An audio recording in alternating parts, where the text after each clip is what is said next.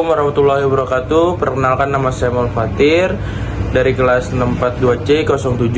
NIM saya 64251581. Di sini saya akan membahas anti korupsi, dan yang akan saya bawakan pada kasus hari ini adalah kasus Muhammad Riza Khalid, korupsi tata kelola impor minyak mentah dan BBM. Kasus korupsi tata kelola impor minyak mentah dan BBM di PT Pertamina menjadi salah satu skandal besar yang menunjukkan adanya penyimpangan serius dalam pengelolaan sektor energi nasional. Kasus ini berawal dari dugaan ketidaksesuaian dalam proses impor minyak mentah dan bahan bakar minyak atau BBM yang seharusnya dilakukan berdasarkan prinsip efisiensi, transparansi, dan akuntabilitas. Namun dalam praktiknya ditemukan adanya pengambilan keputusan yang tidak berpihak pada kepentingan negara, melainkan menguntungkan pihak-pihak tertentu. Proses impor yang tidak tepat sasaran ini mengakibatkan negara harus mengeluarkan biaya jauh lebih besar dibandingkan harga yang seharusnya. Lebih jauh lagi, praktik korupsi ini diduga melibatkan kerjasama antara oknum internal perusahaan dengan pihak swasta atau mitra bisnis tertentu.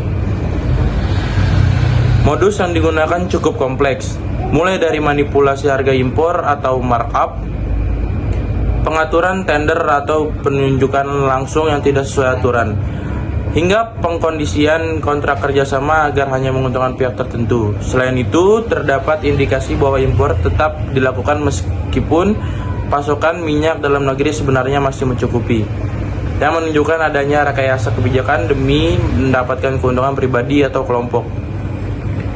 Kondisi ini memperlihatkan lemahnya sistem pengawalan internal serta kurang optimalnya kontrol dari pihak eksternal terhadap kegiatan strategis di sektor energi. Dampak dari kasus ini sangat luas dan berlapis.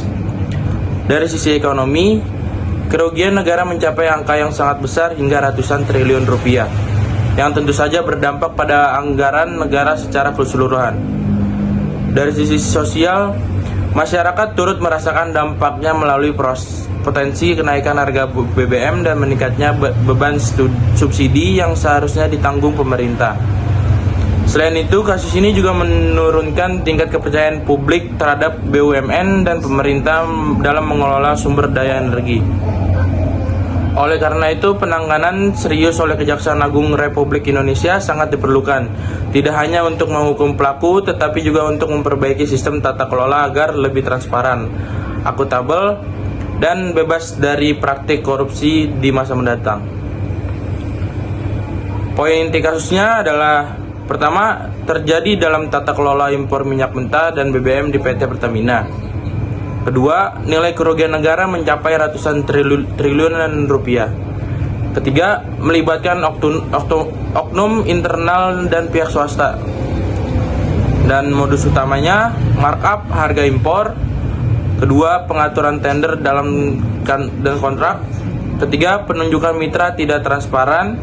Keempat, mengabaikan pasokan minyak dalam negeri. Kelima, menunjukkan lemahnya pengawasan dan kontrol sistem. Dan dampaknya kerugian keuangan negara besar. Kedua, pengaruh pada harga BBM dan subsidi. Keempat, turunnya kepercayaan masyarakat. Kelima, penanganan oleh Kejaksaan Agung Republik Indonesia dan masih terus berkembang. Sekian dari saya, Muhammad Fatir. Terima kasih.